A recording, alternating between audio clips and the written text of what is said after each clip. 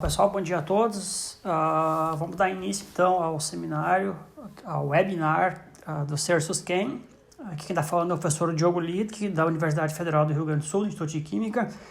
Eu queria iniciar a apresentação, antes de mais nada, agradecendo ao convite para participar desse ciclo de seminários que tem acontecido, promovido pelo CERSUS-QUEM, sobretudo ao professor Márcio Paixão e à professora Arlene Correia, que fizeram o convite para que eu pudesse apresentar um pouco do trabalho que nós temos desenvolvido no nosso laboratório, no Instituto de Química da URGS.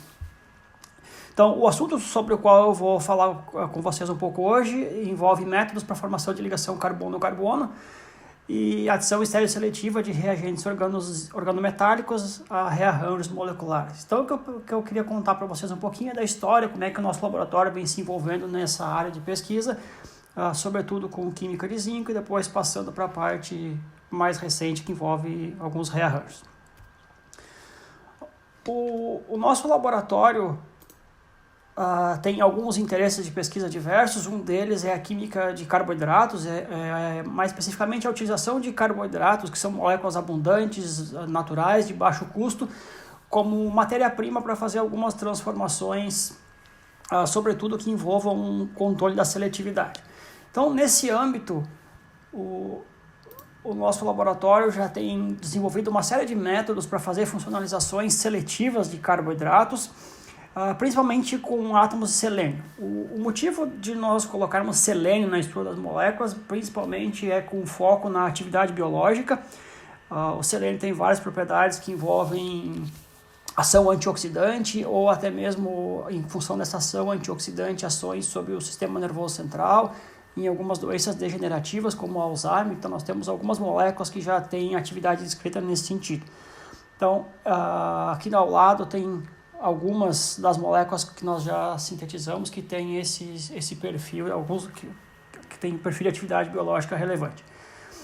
Além disso, nós também temos desenvolvido métodos sintéticos para fazer funcionalizações seletivas de carboidratos, e um deles é a utilização de selenocarboxilatos, que são esse tipo de moléculas aqui que podem ser geradas in situ a partir de fontes comercialmente disponíveis, e ao reagir com azidas orgânicas dão origem a uma nova ligação amida, e isso foi utilizado então para a síntese de glicosylamidas, onde a gente consegue unir através de uma ligação amida uma porção que veio de um ácido carboxílico, de um derivado de ácido carboxílico, com um carboidrato e com a extrusão de nitrogênio e selênio elementar. Nós também desenvolvemos a síntese de C-glicosídeo, ou seja, moléculas nas quais nós temos uma ligação carbono-carbono nessa posição, ao invés de uma ligação carbono-oxigênio, como é o tradicional em carboidratos. E também, mais recentemente, a gente se envolveu numa área que envolve a síntese de moléculas fluorescentes, que tem um carboidrato ligado à sua estrutura. Então, essas moléculas que estão colocadas aqui são chamadas de benzotiadiazolas.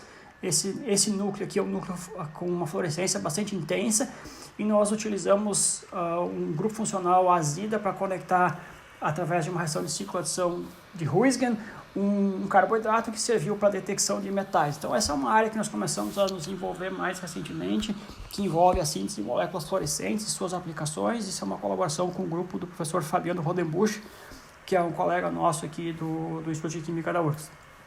E nessa linha de pesquisa de fluorescência, nós também desenvolvemos algumas moléculas quirais derivadas de aminoácidos que servem como sensores para a detecção enantioseletiva de carboidratos. Então, a gente pode fazer a detecção seletiva de um ou de outro enantiômero de um determinado carboidrato, nesse caso aqui da arabinose. Essa é uma área de atuação que o nosso grupo vem trabalhando, que é a química de carboidratos, mas não é nesse ponto que eu vou falar para vocês hoje. Esse é um assunto que não vai ser apenas vai ser abordado marginalmente nesse seminário. O outro foco de pesquisa, que é o que vai ser o tema principal da palestra, é nossa linha de pesquisa, que envolve síntese estereosseletiva utilizando reagentes organozinco. Então, a gente tem se interessado ao longo dos anos nessa reação, que envolve o que nós chamamos de troca boro-zinco, na qual um ácido arilborônico, ao reagir com dietilzinco, dá origem a esse intermediário, que é um reagente misto de zinco, que tem tanto um grupo aromático quanto um grupo alquílico. E esse tipo de reagente nós temos utilizado para fazer reações diastéreos seletivas, ou seja, onde tem um substrato que é quiral, nós controlamos a formação de um novo centro, ou utilizamos ele como reagente para catálise assimétrica. Então, esse vai ser um dos pontos principais da palestra. Eu vou me dedicar a discutir os nossos avanços, os avanços do nosso grupo nessa área, e também tentar colocar para vocês como é que esse interesse nos levou a uma outra linha de pesquisa, que é basicamente resultado da interação da experiência que a gente teve com a química de selênio e carboidratos, que quando interceptada com a química de organozinco nos leva a uma área nova, que é a de rearranjos moleculares. Então, a primeira parte da palestra vai tratar da parte de química de zinco e como isso nos leva aos rearranjos moleculares. Inicialmente, então, o porquê da gente se envolver com a química de organozinco. Então, os reagentes de organozinco apresentam uma série de vantagens interessantes, como eles têm uma baixa reatividade, e essa baixa reatividade faz com que eles sejam bastante adequados para a catálise assimétrica, onde a gente precisa ter uma reação sob condições bastante controladas para poder fazer transformações em condições brandas de reação e que tenham efetiva participação de uma molécula quiral em quantidades catalíticas, e essa baixa reatividade também permite uma boa tolerância a grupos funcionais. Essa reação que está mostrada aqui, que é a reação de adição de dietilzinco a um aldeído, por exemplo, benzaldeído, na presença de um ligante quiral, para a formação deste álcool secundário quiral, é uma reação que não acontece sem a participação de ligantes externos.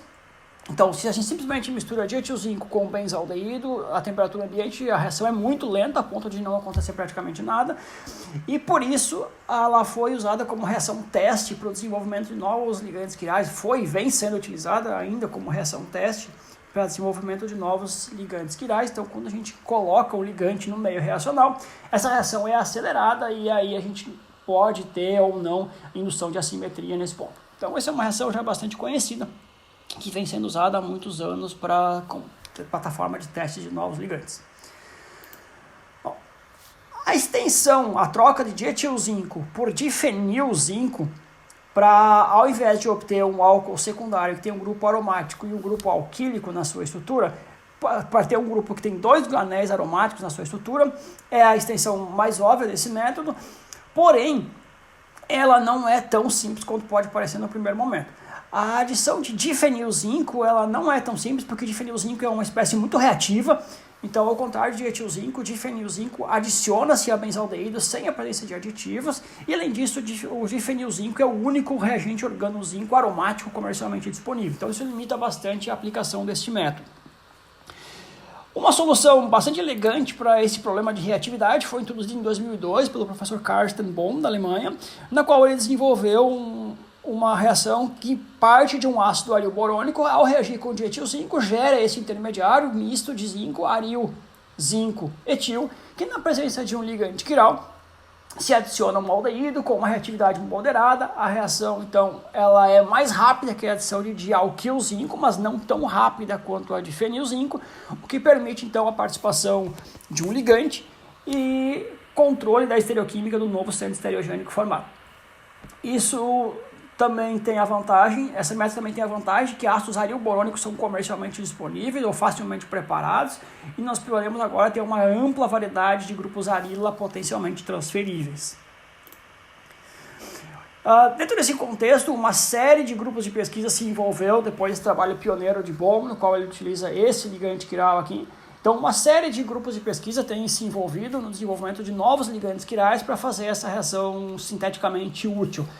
Então, aqui está uma seleção de alguns dos ligantes quirais que já foram desenvolvidos para essa transformação. Esse aqui não é exaustivo, são apenas alguns ligantes selecionados. Uma série de grupos tem contribuído, mais recentemente o professor Ricardo Schwab, aí da Universidade Federal de São Carlos, também tem contribuído nesta área. O professor Júlio Passi, da Unicamp, tem uma série de grupos brasileiros que têm se envolvido no desenvolvimento de métodos que envolvam essa química. Nós começamos, a troca boro-zinco, o mecanismo da troca boro-zinco envolve então inicialmente uma reação de um ácido fenilborônico com dietilzinco, uma reação ácido-base, na qual os dois grupos OH são desprotonados, gerando o intermediário A. O zinco de uma nova molécula de dietilzinco funciona como um ácido de Lewis, que se coordena a um desses oxigênios, gerando o intermediário B.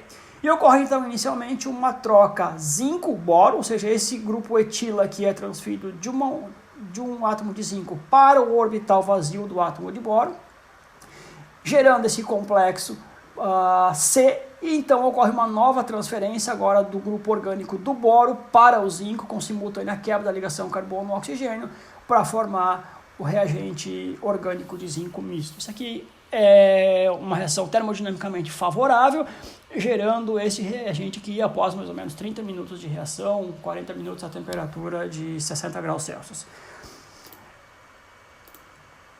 A seletividade da transferência do grupo arila em relação ao grupo etila, ela é bem estabelecida na literatura, então nós temos dois grupos orgânicos capazes de serem transferidos. Normalmente, em condições normais de reação, nós observamos apenas a transferência do grupo arila. Existem estudos bastante detalhados, computacionais, experimentais, que evidenciam que essa seletividade da transferência do grupo arila, ela é resultado de uma sobreposição entre o sistema apido-neuromático, representado aqui por um orbital P, representando o sistema apido-neuromático, com o orbital pi antiligante da carbonila. Seria uma interação secundária de orbitais moleculares, que estabiliza o estado de transição para a transferência do grupo arila, quando comparada com a transferência de um grupo etila, em cerca de 40 kJ por mol. Então, esse estado de transição aqui, para a transferência do grupo aromático, ele é significativamente mais estável do que esse estado de transição aqui para a transferência de grupos alquílicos, o que responde, então, pela maior seletividade dessa transferência de grupos aromáticos. E, de fato, nós raras vezes observamos a transferência de grupos alquílicos, é muito difícil, só em sistemas realmente bastante impedidos do ponto de vista estérico. Bom, como é que nós começamos a nos envolver efetivamente com essa química? Nós começamos por essa química fazendo o que todo mundo fazia, que era basicamente o desenvolvimento de novos ligantes quirais, mais simples ou mais fáceis de serem obtidos, ou mais eficientes, para fazer reações de arilação de aldeídos aromáticos. Então, nós desenvolvemos nesse contexto nosso interesse pela química de carboidratos, esse ligante aqui, que é derivado de um carboidrato chamado xilose, ou pode ser também obtido a partir da glicose, em poucas etapas reacionais, em escala de gramas, e ele foi utilizado na reação de arilação de diversos aldeídos aromáticos para a obtenção de diarilmetanóis. Como a gente tem uma seleção de exemplos que foram obtidos a partir dessa transformação, e basicamente nós obtivemos bons excessos enantioméricos, bons rendimentos para uma variedade de aldeídos aromáticos e também de ácidos borônicos. O passo à frente nessa linha de pesquisa foi a utilização de aldeídos aromáticos um pouco mais funcionalizados. Então, por exemplo, quando nós tínhamos um aldeído que tinha um grupo éster em orto em relação ao grupo funcional eletrofílico e reagindo nessas condições de reação de arilação, nós imaginamos que nós poderíamos ter uma arilação, uma reação na carbonila, levando ao produto, ao intermediário, que é o alcóxido, e a presença desse segundo eletrófilo aqui nessa posição orto poderia levar a uma ciclização, gerando esse tipo de molécula aqui, que nós chamamos de arilfitalidos. De fato, nós conseguimos desenvolver essa metodologia, utilizamos bastante a estrutura do ligante, descobrimos que esse ligante aqui, esse aminonaftal, em 20 mol%, seria capaz de fazer essa transformação de maneira efetiva e nos permitindo obter uma série de arilfitalidos em bons rendimentos e excessos enantioméricos bastante significativos. Essa é um pouco mais difícil, esses enantioméricos não são perfeitos em todos os casos, mas a gente tem um aperfeiçoamento do método a partir de uma recristalização. Então, uma simples recristalização dos produtos nos permite ter excessos enantioméricos acima de 95% do produto pós-recristalização. Então, nós conseguimos confirmar a estrutura absoluta por cristalografia de raio-x desta molécula que tem o sistema parabromado e uma variedade de arilfitalidos com diferentes padrões estruturais puderam ser obtidos a partir desse método.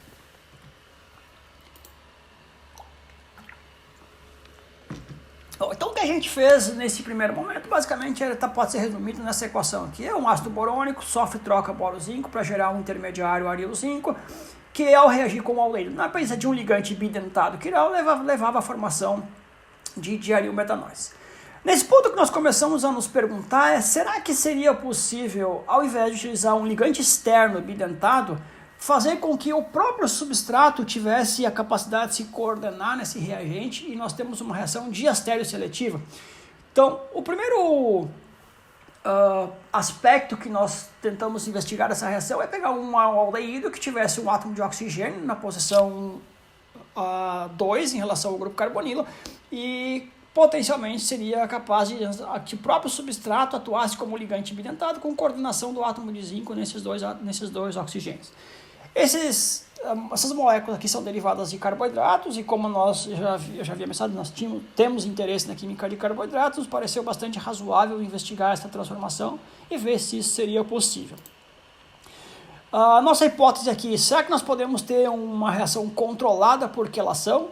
E quando a gente olhava na literatura e procurava precedentes com reagentes organometálicos mais convencionais, como a base de magnésio ou lítio, praticamente nenhuma diastereoseletividade é observada para esse tipo de substrato. Então nós achamos que tínhamos uma boa oportunidade para investigar isso e preparamos este aldeído aqui derivado da glicose em 3 etapas reacionais, escala de multigramas, e quando ele foi submetido à reação de anilação, em tolueno, 25 graus Celsius, nós observamos a formação desta molécula aqui, desse produto de anilação, como único diastereoisômero e um rendimento de 73%. Então nós conseguimos construir esse novo centro estereogênico que está indicado aqui, em excelente diastereoseletividade. O método é possível de ser expandido para uma variedade de ácidos borônicos. Então aqui está destacado em vermelho os ácidos borônicos que a gente utilizou, alguns deles que nós utilizamos com grupos doadores, retiradores de elétrons, sistemas substituídos em orto, e tipicamente nós tivemos boas, excelentes diastereoseletividades para essa transformação. Uma aplicação dessa metodologia foi na síntese de um produto natural chamado 7-epigônio-fulfurona, que é esta molécula que está indicada aqui. Esse é um produto natural com moderada atividade citotóxica e é pertencente à família das estiriolactonas. E essa molécula tem justamente esse esqueleto estrutural aqui, que é muito parecido com aquele que nós obtínhamos a partir da reação de anilação. Então, reagindo-se o reagente de zinco com este aldeído derivado da glicose, nós passamos por um estado de transição quelado, onde o átomo de zinco está coordenado aos 2 átomos de oxigênio. Isso fixa a conformação da molécula e permite o ataque nucleofílico do reagente de zinco pela face menos impedida da molécula, levando a este produto em 73% de rendimento, como único diastereoisômero, e ele posteriormente é convertido em 3 etapas ao produto natural. E nós também desenvolvemos a síntese de vários análogos com variações estruturais nesta posição.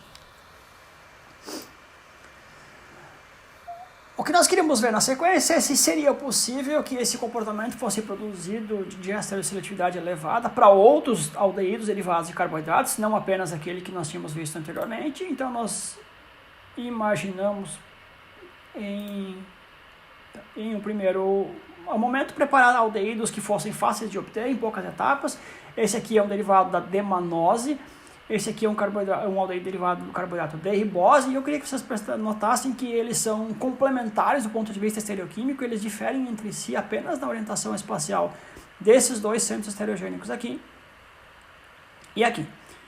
Então, inicialmente nós partimos para estudar o aldeído da manose, e a reação de anilação levou à formação do produto em bons rendimentos, mas notem que em uma diastereoseletividade baixa a moderada. Houve uma queda bastante acentuada em relação àquilo que nós havíamos observado para a anilação do caso anterior. Então a diastereoseletividade aqui é em torno de 3 até no máximo 8:1. Por outro lado, quando o aldeído da ribose foi utilizado, agora nós obtivemos excelentes rendimentos e diastereoseletividade perfeita. Um único diastereoisômero foi observado para todos os casos estudados. Então nós sempre tivemos excelentes razões diastereoisoméricas para a reação de anilação deste aldeído. A explicação para essa diferença de comportamento pode ser avaliada a partir da análise dos estados de transição. Estão destacados aqui então os 2 possíveis estados de transição favorecidos para cada um dos casos. Notem que aqui a gente tem preferencialmente a quelação do oxigênio endocíclico com o aldeído e o zinco, oferecendo a face menos impedida estericamente. Esse aqui é o estado de transição que leva à formação do produto majoritário, enquanto que no estado de transição mais à direita, o A, nós temos a mesma situação, os dois oxigênios coordenados ao zinco, oferecendo a face menos impedida estericamente para o ataque. Qual a diferença entre eles? Note que no estado de transição A, este oxigênio do grupo protetor acetonídeo aqui está orientado em relação ao grupo carbonila. Isso evita que haja qualquer possibilidade de complexação entre o oxigênio carbonílico e este oxigênio desta posição. Então essa aqui é a única forma possível de a conformação largamente menos energética para esse caso. Por outro lado, no estado de transição B, uma rotação sobre essa ligação carbono-carbono aqui permitiria que os dois oxigênios, este aqui da carbonila e este aqui do grupo protetor, ficassem próximos, coordenando-se ao zinco, e isso inverteria a seletividade facial do ataque nucleofílico, e levando então à formação do diastereosômero minoritário. O estado de transição B que está mostrado ainda é o favorecido, mas existe um terceiro estado de transição, um segundo estado de transição que compete com este aqui, levando à formação do produto minoritário para esse caso. Em continuidade a esses estudos, o que nós pensamos na sequência é que a escolha mais óbvia seria trocar o oxigênio por nitrogênio para ver qual seria o comportamento da reação. Então, nós imaginamos que nós poderíamos usar este aldeído aqui, um aldeído com nitrogênio na posição alfa-carbonílica ao invés de oxigênio. E a pergunta que nós nos fizemos é, será que vamos obter o mesmo tipo de estereoseletividade? Esses são os dois produtos possíveis, o produto resultado de controle por modelo de Felkin-Jan, no qual não haveria quelação do zinco com o nitrogênio, apenas com a carbonila, e esse seria o produto quelado, que seria o análogo ao que nós obtivemos no caso anterior. Este aldeído aqui, então, ele é preparado em 3 etapas a partir do aminoácido prolina, e quando nós submetemos ele à reação de anilação, nós observamos um único produto com controle estereoquímico resultante de um estado de transição Felkin-Jan, ou seja, não há quelação envolvida na reação nesse aminoaldeído derivado da prolina com o reagente organozinco. Isso é um comportamento oposto àquele que nós havíamos observado para o caso dos aldeídos oxigenados. Sendo bem honesto, nesse ponto que nós realmente queríamos era a quelação, não era o controle Felkin-Jan, porque o controle Felkin-Jan a gente poderia obter com outros reagentes organometálicos. Nós usamos zinco justamente porque o nosso objetivo era ter um melhor controle de quelação, mas de qualquer forma a gente resolveu continuar estudando a reação e expandimos isso para uma variedade de ácidos arilborônicos com um aldeído derivado da prolina. E aqui está uma seleção de exemplos preparados com uma variedade de grupos orgânicos substituindo o sistema aromático, posições orto, grupos mais volumosos, grupos trifluormetila, heterociclos e assim por diante. Os dois estados de transição que explicariam a formação dos dois possíveis produtos estão colocados nesse slide. Então, esse estado aqui de cima, esse arranjo aqui de cima é de acordo com o previsto pelo modelo Felkin-Jan e é o que explica a formação do produto. E o que acontece nesse caso aqui é que o reagente de zinco, o nucleófilo, ataca de maneira perpendicular ao grupo que tem o orbital sigma antiligante de menor energia, no caso a ligação carbono-nitrogênio. O orbital sigma antiligante, a ligação CN, tem a menor energia e essa é a conformação preferencial para o ataque nucleofílico. O estado de transição que está mostrado abaixo seria o estado de transição quelado, no qual a gente tem o oxigênio e nitrogênio coordenados ao zinco, e esse estado de transição aqui é energeticamente desfavorável, muito possivelmente devido ao grande volume exercido pelo grupo tritila como protetor do nitrogênio, que impede que essa quelação ocorra, então esse produto aqui não é observado. Para os estudantes que talvez não estejam tão familiarizados ou já faz algum tempo que não têm contato com esse tipo de análise estereoquímica, eu gostaria de fazer uma propaganda aqui. Nós recentemente escrevemos um artigo de revisão para Química Nova que discute esses aspectos estereoquímicos de maneira didática. O objetivo é ser um artigo didático para os estudantes e está aqui nessa referência. Quem tiver interesse ou quem se deparar com esse tipo de modelos de adição a carbonila, ele precisa revisar um pouco, pode dar uma olhada nesse texto aqui que está escrito em português. Bom, como eu falei antes, o que nós queríamos nesse caso aqui não era ter controle através de um modelo Felkiniano, nós realmente queríamos um modelo quelado. Por quê? Porque está descrito na literatura já em 2003, se a gente pegar o reagente de Grignard e adicionar nesse mesmo aldeído que nós utilizamos, nós temos o mesmo produto que a gente obteve. Então não tem muito, exceto a tolerância a grupos funcionais, é claro que reagentes organozinco nos permitem, mas não é um avanço tão expressivo quanto nós gostaríamos. Nós realmente gostaríamos de ter quelação.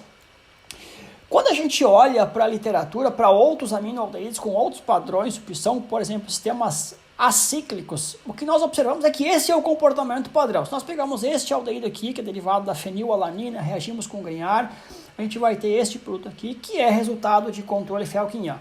Mesma coisa acontece com cetona, está bem descrito na literatura e esse é o comportamento padrão. O fato é que nitrogênio não quela muito bem, apesar de ele ter par de elétrons disponíveis, ele não está muito propenso a fazer estados de transição quelados em reações de adição de reagentes organometálicos.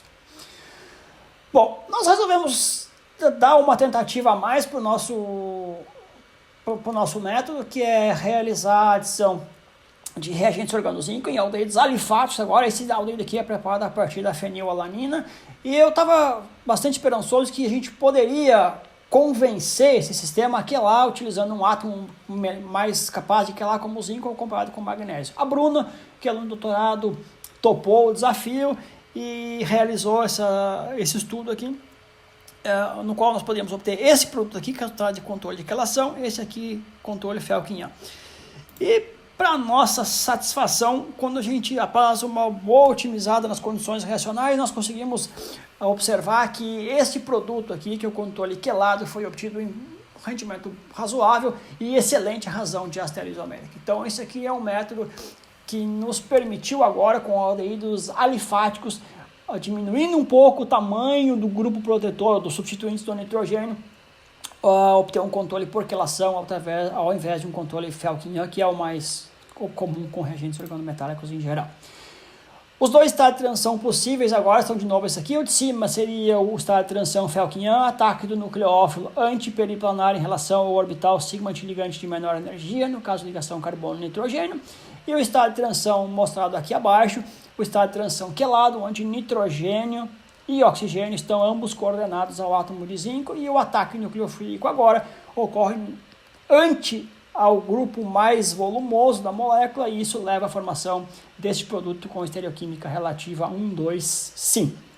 Agora, grupos menos volumosos do nitrogênio nos permitem a quelação, e o zinco é um ótimo átomo para convencer essa molécula a mudar sua conformação e se organizar na estrutura quelada.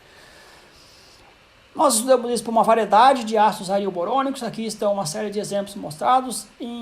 Praticamente em todos os casos nós tivemos uma seletividade muito boa. Em praticamente todos os casos o único produto foi obtido com alta razão de ácido isomérica. Uma limitação desse método, infelizmente, é que quando nós temos grupos volumosos ou grupos na posição orto, a reação não acontece, então possivelmente um congestionamento maior do estado de transição nos impede de organizar isso num sistema aquelado. Então essa é uma limitação que o método apresenta. Nós também fizemos uma série de variações na cadeia do aminoaldeído, então nós exploramos aldeídos derivados de uma série de aminoácidos, estão mostrados aqui embaixo, então com grupos mais ramificados, como é o caso desses aqui, esses, átomos de oxigênio protegido, grupos metila, grupos fenila. Aqui nesse caso nós pudemos obter os dois enantiômeros derivados desse aminoálcool, e esse particularmente tem uma relevância interessante, porque esse esqueleto estrutural aqui, com essa cara aqui, ele está presente nesse auxiliar quiral, que é conhecido como auxiliar de Myers, que é chamado de pseudoefenamina. Notem que é exatamente a mesma estrutura. Isso aqui não é muito fácil de obter, isso aqui é comercialmente disponível hoje, mas a gente precisa de uma série de etapas para obter essa molécula, uma resolução de racemato no meio do caminho, e esse nosso método seria um método interessante para a obtenção desse auxiliar chamado pseudoefenamina. Bastaria uma desproteção dos dois grupos benzila através de uma hidrogenólise e metilação do nitrogênio. Além disso, este intermediário aqui possui os dois centros estereogênicos presentes nesse produto natural chamado de catina ou de norpseudoefedrina, são dois nomes para a mesma substância. Nós, inclusive, concluímos a síntese dessa molécula com a hidrogenólise dos dois grupos benzila, e isso nos também permitiu confirmar de forma inequívoca a estereoquímica absoluta dos dois novos centros estereogênicos formados. Então, esse trabalho nos permitiu a obtenção de aminoálcoois com relação 1,2, sim, através de um estado de transição quelado. Bom,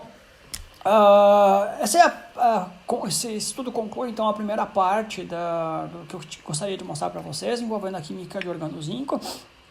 Então, só resumindo o que nós vimos até agora, um ácido aril borônico, mediante reação com dietilzinco, gera in situ um reagente aromático de zinco misto, que pode ser utilizado, então, ou para catálise assimétrica, na presença de um ligante quiral e um aldeído aquiral, e levar para uma variedade de produtos. Então, uma série de ligantes foram utilizados, e levando à formação de diarilmetanóis ou de arilftalitos. Nós temos ainda alguns outros estudos que envolvem recentemente a adição conjugada, embora não de forma assimétrica, e reações com aldeídos alifáticos, mas que não foram abordados aqui. E por outro lado, nós também exploramos, ao invés de um aldeído aquiral, na presença de um ligante quiral, nós exploramos a utilização de um aldeído que já é quiral, e a presença de um centro estereogênico residente nessa estrutura nos permitiu fazer reações diastereoseletivas sem qualquer ligante externo. Isso nos permitiu obter produtos através de controle quelado e eventualmente fazer a síntese total de um produto natural, 7-epiguanilfurfurona, ou com aminoaldeídos ter opção de controle por Felquinhan ou controle de quelação. Isso foi recentemente. São dois métodos, são complementares e acrescentam a literatura. Bom, finalizando essa parte de reagente organozinco, na verdade, que nós começamos a um determinado ponto a nos interessar é que outros eletrófilos poderiam ser utilizados para fazer reações com reagentes organometálicos que nos levassem a alguma seletividade. E a questão, um dos eletrófilos que nós pensamos seriam esse tipo aqui. Ao invés de ser um aldeído, uma ligação C-A, uma ligação C-N. Esses intermediários aqui, essas espécies, são chamadas de íons-cetenimine. Íons-cetenimine são espécies muito reativas e eles podem ser obtidos de várias formas, mas o método talvez mais prático para sua obtenção é a partir dessas moléculas que são chamadas de inamidas. São moléculas nas quais nós temos uma ligação carbono-nitrogênio ou uma ligação tripla.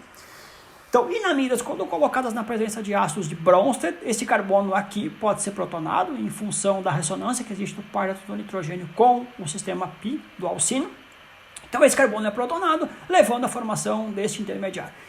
Os intermediários cetenimíneos já foram bastante utilizados na literatura, vêm sendo muito utilizados, principalmente para reações de cicloadição 2+2, em formação de anéis de 4 membros contendo nitrogênio. Mas o nosso objetivo aqui, na verdade, era enxergar isso aqui mais ou menos como se fosse um grupo carbonila, e então estaria suscetível à adição de um reagente organometálico nessa posição, e eventualmente levar à formação de uma nova ligação carbono-carbono, e nós obtermos enamidas com controle total da regio e da estereoquímica. Então a gente poderia obter enamidas desse tipo aqui, trisubstituídas, e controlar a estereoquímica da formação desse produto. Nós pensamos que reagentes organozinco poderiam ser uma ferramenta bem interessante para inserir de maneira branda e com controle da estereoquímica essa nova ligação carbono-carbono. Revisando a literatura, quando a gente para ver o que tem sobre formação de enamidas, a gente percebe que, embora esse grupo seja relativamente comum, não é muito fácil obter isso de maneira seletiva, sobretudo quando a gente tem substituintes nessa posição. Desculpa.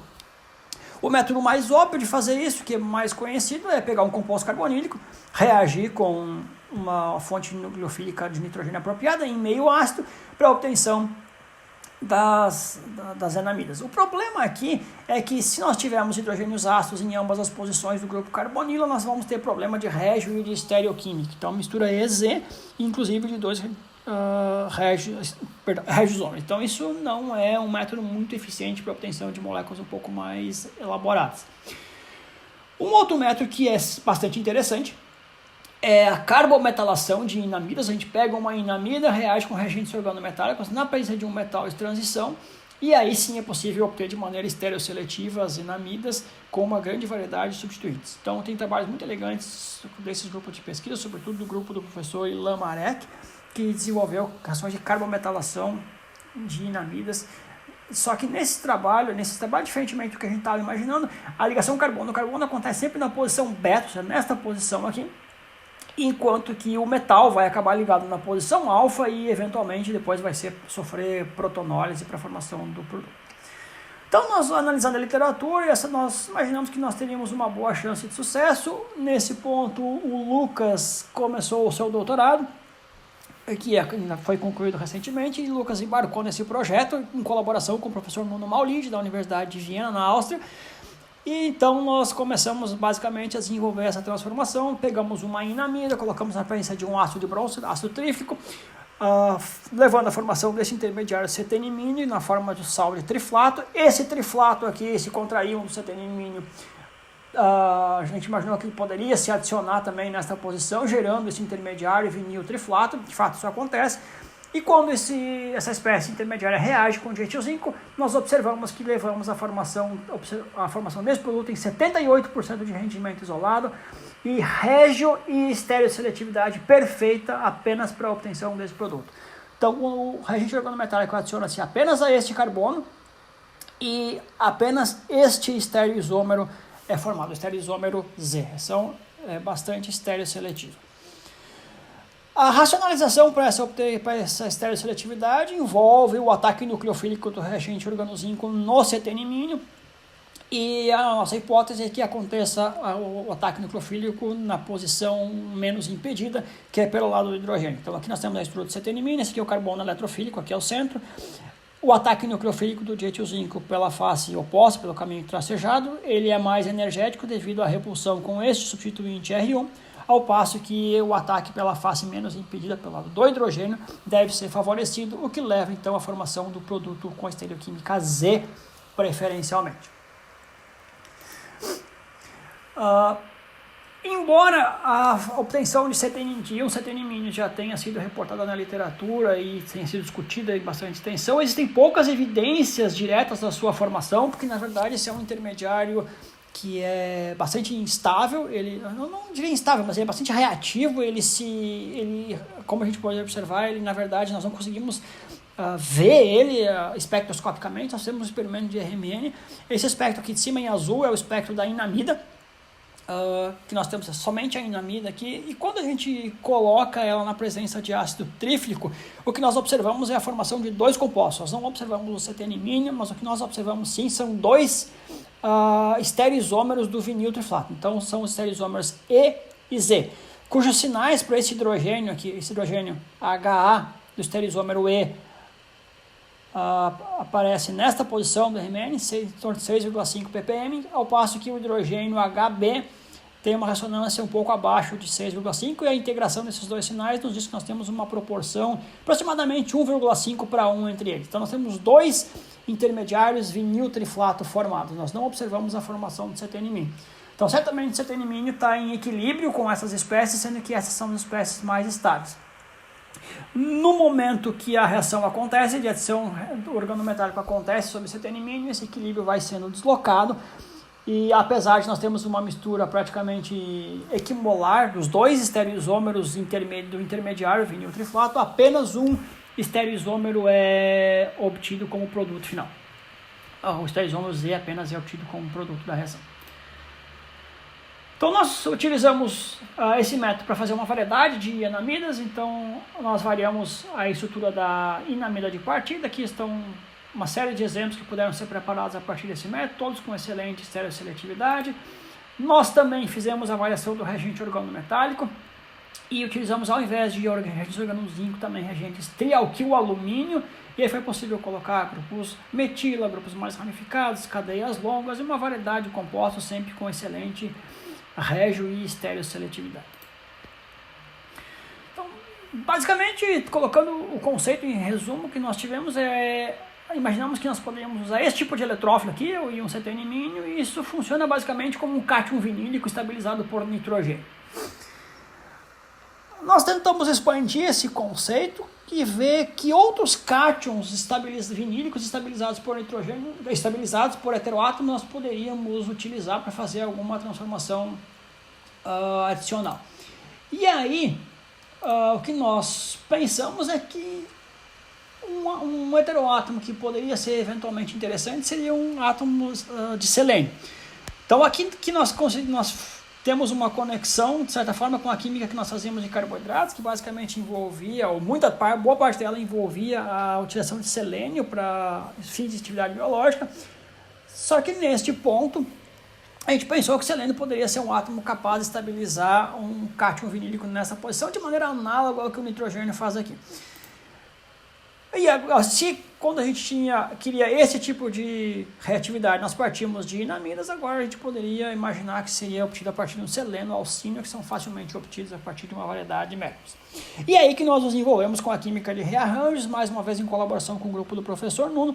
Nós imaginamos que se esse tipo de intermediário poderia ser obtido a partir da protonação de um seleno-alcínio, um cátion vinílico estabilizado por selênio, ele poderia se envolver com reação com sulfóxidos, que é uma química que o professor Nuno já estabeleceu muito bem, a partir de reações com derivados de inamidas.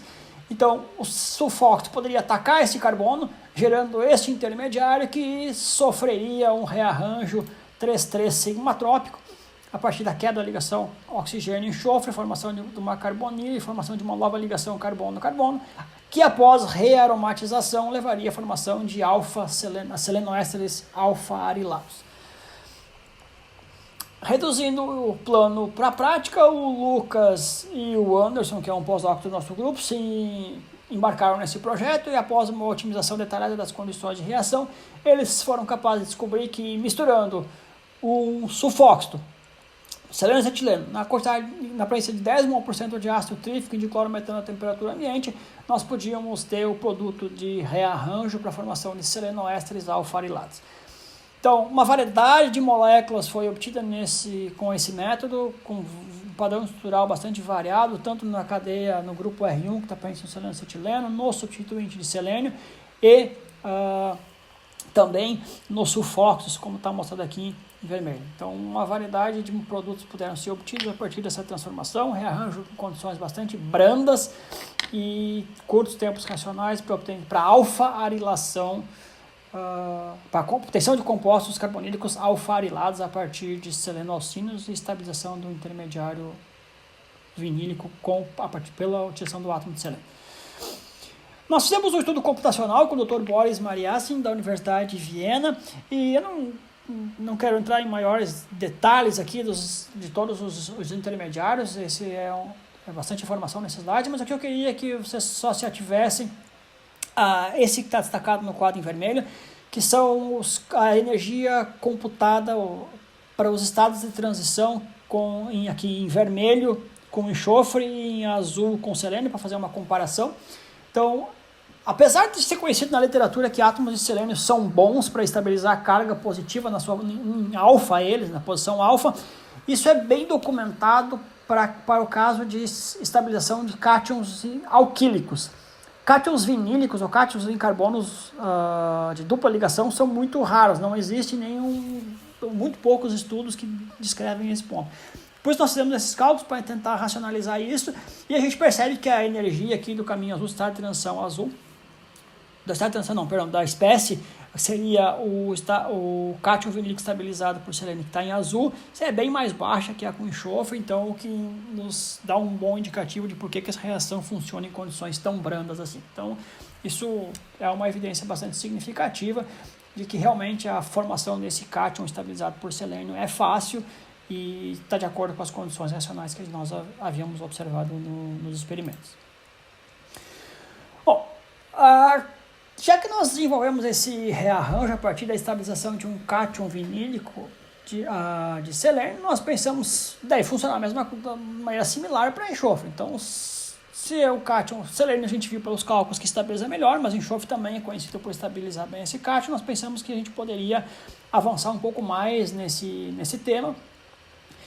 E para não fazer exatamente a mesma coisa, a gente pensou, seria possível a gente ter um intermediário desse tipo aqui, que ao invés de utilizar uma fonte prótica como eletrófilo, nós usássemos algum outro eletrófilo para ativar a tripla ligação, para desencadear a formação do cátion. O que aconteceria se nós tivéssemos um nucleófilo interno na molécula para tentar trapear esse cátion aqui de maneira intramolecular? Será que nós poderíamos ter um intermediário similar, porém levando a um rearranjo diferente?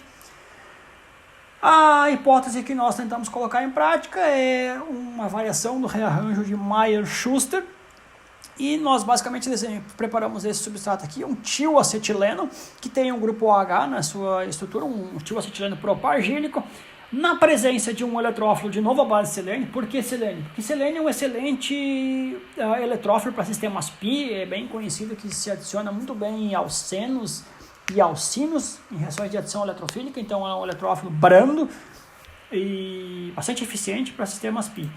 Essa reação entre essas duas espécies levaria à formação do cátion estabilizado por enxofre, está mostrado aqui por essa estrutura de ressonância, que eventualmente poderia sofrer um ataque nucleofílico intramolecular desse átomo de oxigênio sobre esse carbono interno, levando à formação de um oxeteno. Esses oxetenos são intermediários bastante instáveis. Se vocês lembrarem, estruturas similares desse tipo aparecem na reação de Wittig, claro, tem fósforo no meio, mas anéis de 4 membros estão bastante propensas à decomposição, e o que acontece aqui, o que poderia acontecer aqui é a quebra da ligação carbono-oxigênio, formação de uma ligação C-O e quebra da ligação pi-CC aqui para formar uma nova ligação pi-CC entre esses dois carbonos. Essa decomposição do intermediário oxeteno levaria a tioésteres alfa-beta insaturados, que apresentariam na sua estrutura uma ligação dupla carbono-carbono tetrasubstituída, o que a gente sabe que não é muito fácil de obter a partir de reações tradicionais. Reduzindo o plano para a prática, então nós fomos desenvolver a reação. Mais uma vez o Lucas e o Anderson embarcaram neste projeto, e quando a reação foi feita entre este alcínio com iodeto de fenilselenenila, ou seja, fenilseleniodo, uma presença de base de clorometano, este produto foi observado em 79% de rendimento determinado por RMN. Até aí tudo bem. O problema é que quando nós fomos isolar o produto, aumentamos a escala da reação e fomos isolar o produto, o que a gente observou é que isso não foi isolado na forma de uma espécie única, não foi apenas um único produto, nós tínhamos uma mistura desta molécula selenada com esta molécula iodada, e uma proporção de aproximadamente 90% do produto desejado e 10% do produto com átomo de iodo. De onde é que vem esse produto, esse subproduto? Possivelmente ele vem da reação com iodo molecular que não reagiu na primeira etapa. Essa espécie de fenilseleno-iodo aqui, iodeto de fenilselenenila, ela não é estável a ponto de ser isolada, nós temos que gerar ela in situ a partir de uma reação de silênio de difenila e iodo molecular. Então nós pré-mixamos essas duas espécies por cerca de 30 minutos, gera-se o iodeto de fenilselenenila, que então reage com o alcínio para a formação do produto desejado. Só que quando tem iodo, sobra iodo na reação, essa não é 100% completa, vai um excesso, este produto aqui é obtido. São muito difíceis de separar essas duas moléculas aqui por cromatografia, eles praticamente têm a mesma polaridade, então nós precisávamos pensar num método de tentar evitar que esse subproduto se formasse. E aí uma opção bastante interessante seria a redução do iodo que sobrou para ir o iodeto e evitar que houvesse a reação lateral. A adição então de tiosulfato de sódio ao meio reacional, após 25 minutos da mistura dessas duas espécies, nós adicionamos, forma o iodeto de fenilselenenila, e o iodo que sobra ele é então reagido com tiosulfato de sódio através da transformação, a redução de iodo para iodeto, e isso agora nos permitiu resolver esse problema, e nessas condições o produto desejado foi obtido em 78% de rendimento sem a contaminação com o subproduto. Esse método então foi expandido para uma variedade de substratos, a gente teve variações tanto na porção no substituinte do átomo de enxofre, que pode ser cadeias metílicas, cadeias longas, sistemas benzílicos, na substituinte do átomo de selênio, que pode ser aromáticos, alquílicos, aromáticos substituídos, inclusive com grupos orto ou grupos mais volumosos. Eletrófilos à base de enxofre também puderam ser utilizados. Sistemas mais substituídos na porção do tio éster. Sistemas cíclicos nesta posição aqui, anéis de 5, 6 e 7 membros na porção que vem do álcool propagílico. Uma variedade de moléculas puderam ser utilizadas e serem obtidas a partir desse tipo de rearranjo.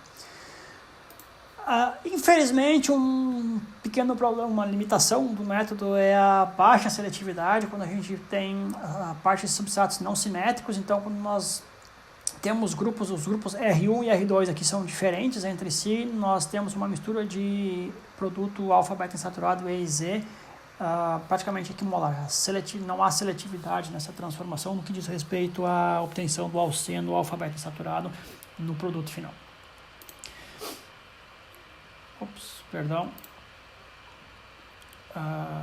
Então, mais uma vez, nós fizemos uns cálculos teóricos para tentar acompanhar a evolução dessa reação, para ver se realmente a gente seria energeticamente favorável à formação desse intermediário oxeteno. E, de fato, nós observamos isso. Aqui vocês notem que as barreiras de energia aqui são todas bastante baixas ao longo desse perfil reacional. Mais uma vez, foi feito em colaboração com o Dr. Boris Mariassin, da Universidade de Viena. E tanto a barreira energética do estado de transição para a adição eletrofílica do selênio sobre a tripla ligação, quanto a formação do intermediário oxeteno são barreiras baixas de reação, e a decomposição exergônica para a formação do produto final. Depois só falta a captura com a base para a formação do produto desejado. Então isso suporta de maneira bastante significativa o que nós imaginávamos de caminho reacional para essa transformação. Bom, então, para resumir então essa segunda parte da palestra, nós começamos nossos estudos a partir de cátions estabilizados por nitrogênio. Isso veio a partir do estudo da reatividade de inamidas, e na sequência nós expandimos esse conceito para a estabilização de cátions por enxofre e selênio, utilizando tio e seleno acetilenos para fazer esse tipo de transformação. As inamidas foram reagidas em meio em aço de bronze para a formação de intermediários do tipo CTN-, que reagiram super bem com reagentes organometálicos, como dietilzinco e outros reagentes organometálicos para a formação de enamidas trisubstituídas. Por outro lado, os seleno-alcinos e tio-alcinos nos levaram para uma química um pouco diferente, que aí sim nós tivemos um envolvimento com a química de rearranjos. Esses intermediários estabilizados por calcogênios podem sofrer reações com sulfóxidos para sofrer rearranjos sigmatrópicos 3,13, formação de produtos selenoésteres alfarilados, ou então sofrer um ataque intramolecular de um nucleófilo presente nesse grupo R1 aqui, levando à formação de oxetenos, que também se decompõem para a formação de compostos carbonílicos alfa-beta insaturados, com alcenos teta substituídos.